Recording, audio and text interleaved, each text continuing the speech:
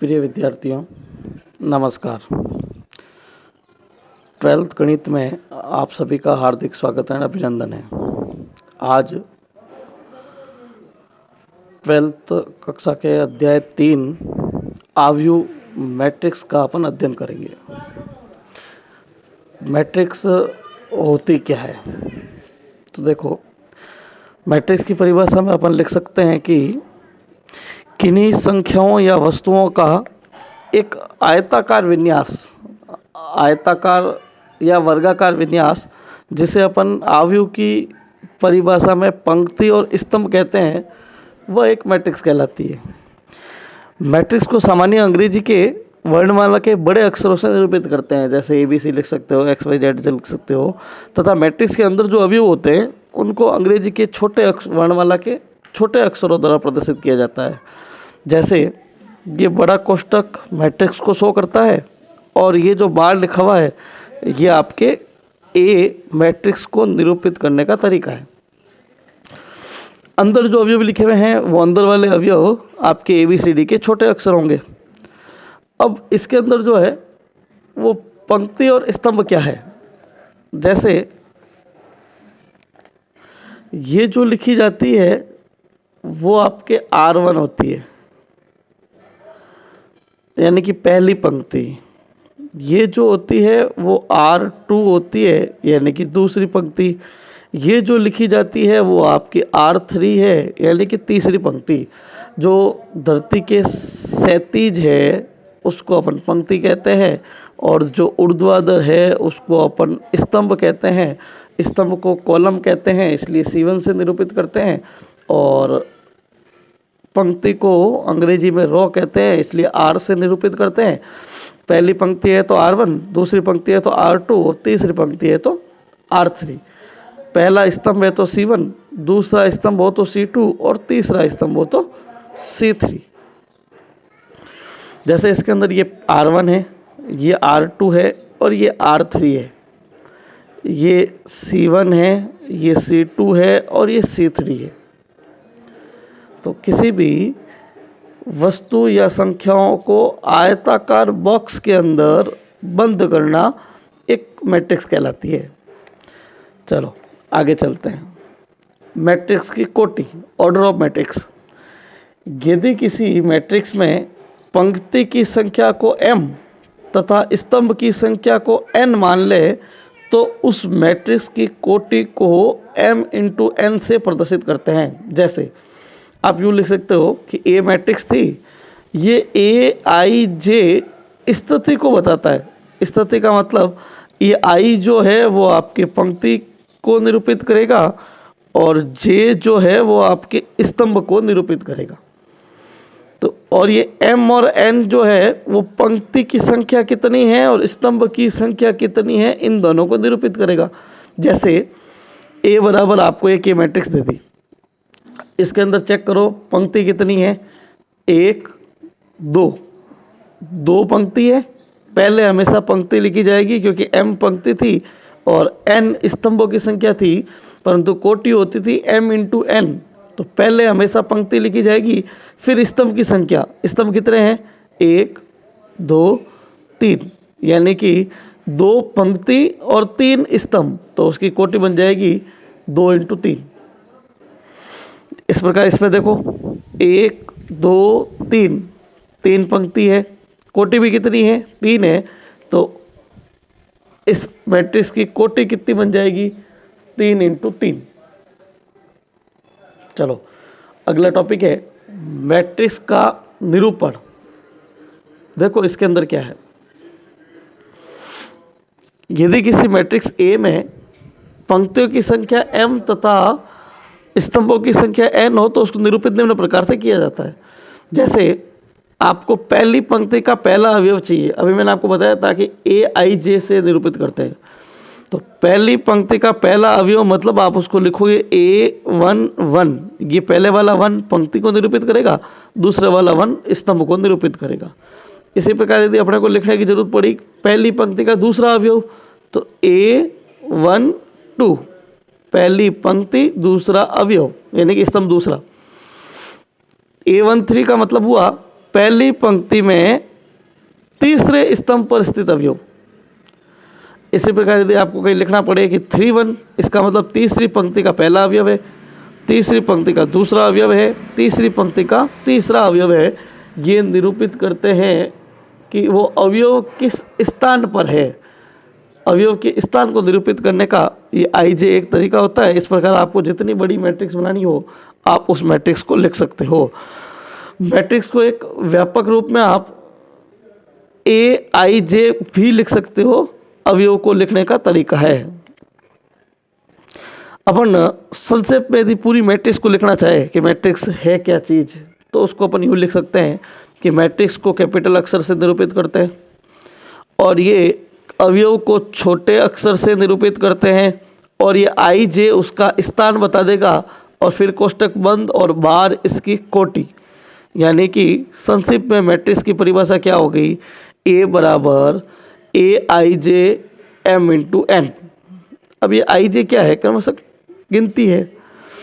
अब देखो एक यदि मैट्रिक्स लिखने को कहे अपने को 3x3 की, कि सर 3x3 की कोई मैट्रिक्स बनाओ, तो अपन लोग क्या करेंगे, पहले A11, फिर A12, फिर A13, A21 क्यों दूसरी पंक्ति का पहला अवयव है, दूसरी पंक्ति का दूसरा अवयव है तो A22, A23, A31, A32, A33। ये 3x3 की मैट्रिक्स बना दी। यदि आपको यहाँ 2x3 की कहे, 3x2 की कहे तो आप सारे बना सकते हो। फिर देखो इसके अंदर मुख्य विकर्ण कौन कौन से हैं। ये जो विकर्ण के तौर पे लिखे हुए होते हैं तीनों, A11, A122, A33, ये इस मैट्रिक्स के मुख्य विकर्ण कहलाते हैं। जैसे A11, A22, A33 ये इसके मुख्य विकर्ण हो गए। चलो इसको एक, जो अभी तक समझा इसको एक प्रश्न की सहायता से समझते हैं। जैसे आपको कहा एक कोई मैट्रिक्स है 1 2 3, 3 2 1 और 2 3 1, तो इसके अंदर कुछ अवयव पहचानने की बात करता है। आपको पहले पूछा A11 कौन है, तो आपने कहा पहली पंक्ति का पहला अवयव, तो पहली पंक्ति का पहला अवयव कौन है, 1 है। A32 कौन है, तीसरी पंक्ति का दूसरा अवयव, तो तीसरी पंक्ति का मतलब ये वाली पंक्ति और दूसरा अवयव का मतलब 3 है। A33 तीसरी पंक्ति का तीसरा अवयव, तो तीसरी पंक्ति का तीसरा अवयव 1 है। A22 का मतलब दूसरी पंक्ति का दूसरा अवयव, तो दूसरी पंक्ति का दूसरा अवयव 2 है। आपको मैट्रिक्स और मैट्रिक्स में स्थान पता करना तो आपको आ गया होगा। चलो इसके आगे एक छोटा टॉपिक और आता है कि आपको एक 3x3 की मैट्रिक्स बनाने को कहे और उसका एक फॉर्मूला दे देवे कि AIJ जो है वो I + J/2 है। ये इस मैट्रिक्स बनाने का एक सूत्र दिया हुआ है और आपको कहा कि 3x3 की एक मैट्रिक्स बनाइए। तो देखो उसको कैसे करेंगे। पहले 3x3 की मैट्रिक्स बनाने का मतलब हुआ A11, A12, A13, A21, A22, A23, A31, A32 और A33, यही 3x3 है। तो जैसा आपको कहता है 3x3, 2x3, 3x4, जो भी कहता है उस मैट्रिक्स को पहले बना लो और उसको 3x3 लिख दो। अब आपको यहाँ ये सारे अवयव ज्ञात करने हैं कि अवयव कैसे निकलेंगे। तो देखो मैं एक एक करके करता हूँ। पहले A11 निकालता हूँ, तो A11 कैसे निकलेगा, इसमें I भी 1 है और J भी 1 है, तो इसको फॉर्मूले के अंदर रख दो। तो 1 + 1/2 = 1। आपको कहे नहीं A12 निकालो दूसरा अवयव, तो I कौन है अभी 1 है और J कौन है 2 है, तो फॉर्मूले में जब ऊपर रखोगे तो 1 + 2/2, तो ये 3/2 बन जाएगा 1 2। इसी प्रकार यदि A13 निकालना हो तो I कौन है 1 है, J कौन है 3 है, तो ये 3 + 1 2 4 बन जाएगा। इसी प्रकार आप 2 1, इसके अंदर I 2 हो जाएगा, J 1 हो जाएगा। इसी प्रकार 2 2, I 2 हो जाएगा, J भी 2 हो जाएगा।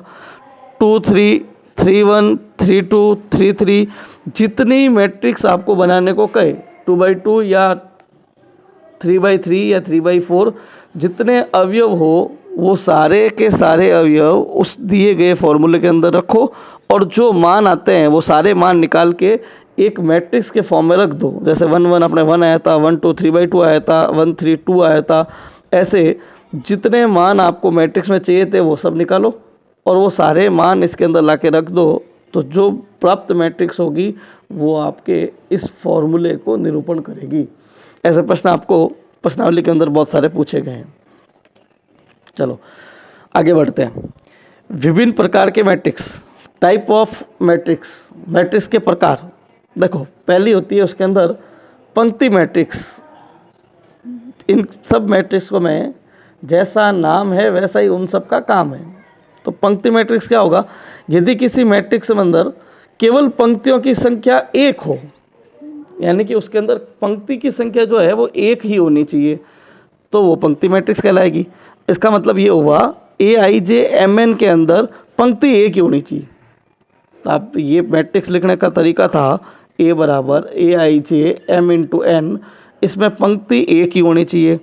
तो जैसे अपन ने A बराबर एक मैट्रिक्स लिखा 1 2 3, तो ये 1/3 है, पंक्ति एक है लेकिन स्तंभ 3 है, तो इसके अंदर एक पंक्ति हुई। दूसरे के अंदर AB है तो 1 इंटू 2, इसमें भी पंक्ति एक है, स्तंभ 2 है। इसका मतलब पंक्ति मैट्रिक्स कौन कहलाएगी? ऐसी मैट्रिक्स जिसके अंदर केवल एक ही पंक्ति हो वो पंक्ति मैट्रिक्स कहलाती है। नेक्स्ट देखो स्तंभ मैट्रिक्स। ऐसी मैट्रिक्स जिसमें केवल स्तंभों की संख्या एक हो। अब यहाँ पंक्ति की बात नहीं करेंगे, यहाँ अपन केवल स्तंभ की बात करेंगे कि स्तंभ की संख्या जो है वो केवल एक होनी चाहिए। जैसे मैट्रिक्स की भाषा में लिखें तो AIJM इंटू N जो है इसके अंदर स्तंभ एक ही होना चाहिए। पंक्ति कितनी भी हो सकती है, जैसे फॉर एग्जांपल 1 2 3, इसके अंदर ये स्तंभ तो एक है लेकिन पंक्ति कितनी है? 3, तो इसकी कोटि कितनी हो जाएगी? 3 इंटू 1। जैसे मैंने लिखा AB, पंक्ति तो 2 है लेकिन स्तंभ एक ही है। इसी प्रकार तीसरा टाइप है एकल मैट्रिक्स। यदि किसी मैट्रिक्स में एक ही पंक्ति और एक ही स्तंभ हो, ऐसी मैट्रिक्स को अपन एकल मैट्रिक्स कहते हैं। जिसमें केवल एक ही अवयव हो, एक ही स्तंभ हो, एक ही पंक्ति हो, उसको एकल मैट्रिक्स कहते हैं। तो इसकी मैट्रिक्स की भाषा में कैसे लिखेंगे? A बराबर AIJM इंटू N केवल एक मैट्रिक्स कहलाएगी यदि M भी एक और N भी एक हो। जैसे एग्जाम्पल के तौर पे A बराबर एक अवयव लिख दिया, B बराबर एक अवयव लिख दिया, जिसमें एक ही अवयव हो तो वो एक पंक्ति और एक मैट्रिक्स कहलाएगी। इन सब मैट्रिक्स के प्रकारों में जैसे नाम है कुछ कुछ काम उनके ऐसे ही हैं। नेक्स्ट है अपने पास शून्य मैट्रिक्स। यदि किसी मैट्रिक्स के अंदर अवयव सारे शून्य हो तो उस मैट्रिक्स को शून्य मैट्रिक्स कहते हैं। इसको 0MN से भी प्रदर्शित करते हैं।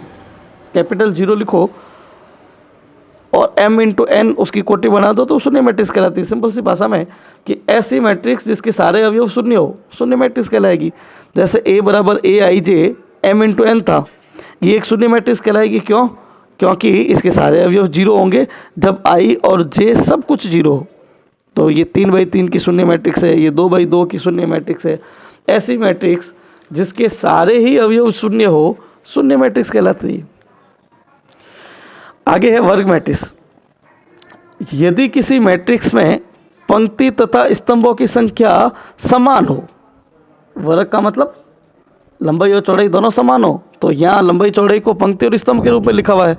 तो ऐसी मैट्रिक्स जिसमें पंक्ति तथा स्तंभों की संख्या समान हो उस मैट्रिक्स को वर्ग मैट्रिक्स कहते हैं। अर्थात AIJ एक वर्ग मैट्रिक्स कहलाएगी जब M और N दोनों बराबर हो, यानी कि वो 2/2 की हो, 3/3 की हो या 1/1 की हो। इसमें 2 पंक्ति 2 स्तंभ है, 3 पंक्ति 3 स्तंभ है, 1 पंक्ति 1 स्तंभ है। ये एकल मैट्रिक्स भी है और वर्ग मैट्रिक्स भी है। फिर देखो विकर्ण मैट्रिक्स। यदि किसी वर्ग मैट्रिक्स में मुख्य विकर्ण के अलावा सभी अवयव शून्य हो उसे विकर्ण मैट्रिक्स कहते हैं। केवल और केवल विकर्ण के अंदर अवयव होंगे से सारे 0 हो उसे विकर्ण मैट्रिक्स कहेंगे। जैसे AIJ बराबर M इंटू N है, ये एक विकर्ण मैट्रिक्स कहलाएगी। कब? जब इसके अंदर AIJ जो है वो 0 हो, केवल आई बराबर जे हो तब जीरो नहीं होना चाहिए। आई बराबर जे का मतलब क्या, 1 1 अवयव होना चाहिए, 2 2 अवयव होना चाहिए, 3 3 अवयव होना चाहिए, क्योंकि ये विकर्ण के अवयव है। इन तीन के अलावा सारे यदि जीरो है तो वो विकर्ण मैट्रिक्स कहलाएगी। जैसे ये 2 3 5 ये विकर्ण मैट्रिक्स है, शेष सभी अवयव जीरो है। 5 7 ये विकर्ण मैट्रिक्स है, शेष सभी जीरो है। सेम इसका दूसरा रूप एक होता है अदिश मैट्रिक्स। यदि किसी विकर्ण मैट्रिक्स के अंदर यदि किसी विकर्ण मैट्रिक्स में मुख्य विकर्ण के सभी अवयव समान हो, वह मैट्रिक्स हमेशा अदिश मैट्रिक्स कहलाता है। देखो विकर्ण मैट्रिक्स के अंदर विकर्ण के अंदर अवयव होने चाहिए, लेकिन अदिश के अंदर विकर्ण के अंदर तो अवयव होने चाहिए लेकिन वो समान होने चाहिए। तो दूसरी भाषा में लिखें तो ए आई जे जीरो होगा जब आई बराबर जे नहीं हो, और आई बराबर जे जब होगा तब वो समान होना चाहिए, कोई ना कोई एक निश्चित। जैसे इसने के माना तो के एक इकाई, एक के अवयव हो गया। जैसे एग्जाम्पल के तौर पे देखो, विकर्ण अवयव तो है, विकर्ण मैट्रिक्स तो है, लेकिन वो विकर्ण के सारे अवयव समान है, विकर्ण के सारे अवयव समान है, विकर्ण के सारे अवयव समान है, इसको अदिश मैट्रिक्स कहते हैं। इसी का अगला रूप है इकाई मैट्रिक्स। यदि किसी मैट्रिक्स में मुख्य विकर्ण के सभी अवयव इकाई हो, इकाई का मतलब एक हो, मुख्य विकर्ण के ही अवयव है लेकिन वो एक होने चाहिए, तो वो इकाई मैट्रिक्स कहलाती है। इकाई मैट्रिक्स को अपन जनरली आई से प्रदर्शित करते हैं, अर्थात ए आई जे एम इंटू एन इकाई मैट्रिक्स कहलाएगी। यदि देखो आई बराबर जे नहीं है, वो तो सब अवयव जीरो हो, और आई बराबर जे है वो अवयव 1 होने चाहिए। इसका मतलब ये विकर्ण मैट्रिक्स तो कहलाएगी, लेकिन विकर्ण मैट्रिक्स के अलावा इसमें विकर्ण के अवयव एक एक एक होने चाहिए। यदि 3/3 की हो तो उसको इकाई मैट्रिक्स को I3 लिखते हैं, क्योंकि अपन ने विकर्ण मैट्रिक्स इकाई मैट्रिक्स को I से निरूपित किया था, इसलिए उसको I3 लिखेंगे। 2/2 की है तो उसको I2 लिखेंगे। 4/4 की है तो उसको I4 लिखेंगे, क्योंकि इकाई मैट्रिक्स को अपन I से निरूपित करते हैं। यहाँ अभी अपन ने 3 मैट्रिक्स पढ़ी, विकर्ण मैट्रिक्स, इकाई मैट्रिक्स और अदिश मैट्रिक्स। तीनों में सबसे बड़ा फर्क क्या है, विकर्ण मैट्रिक्स के अंदर विकर्ण में अवयव होने चाहिए, अदिश मैट्रिक्स के अंदर विकर्ण में तो अवयव होंगे लेकिन वो तीनों समान होने चाहिए, और इकाई मैट्रिक्स के अंदर विकर्ण में तो अवयव होंगे लेकिन तीनों एक एक एक ही होने चाहिए। तो तीनों में ज़्यादा फर्क नहीं है, तीनों विकर्ण मैट्रिक्स है, बस उसके अंदर विकर्ण मैट्रिक्स के अंदर तीनों विकर्ण के अंदर अवयव होने चाहिए, अदिश के अंदर तीनों समान होने चाहिए, और इकाई के अंदर तीनों एक एक होने चाहिए, और इकाई मैट्रिक्स को अपन आई से निरूपित करते हैं। चलो आज से इस प्रकार अपन नेक्स्ट क्लास में वर्णन करेंगे। धन्यवाद।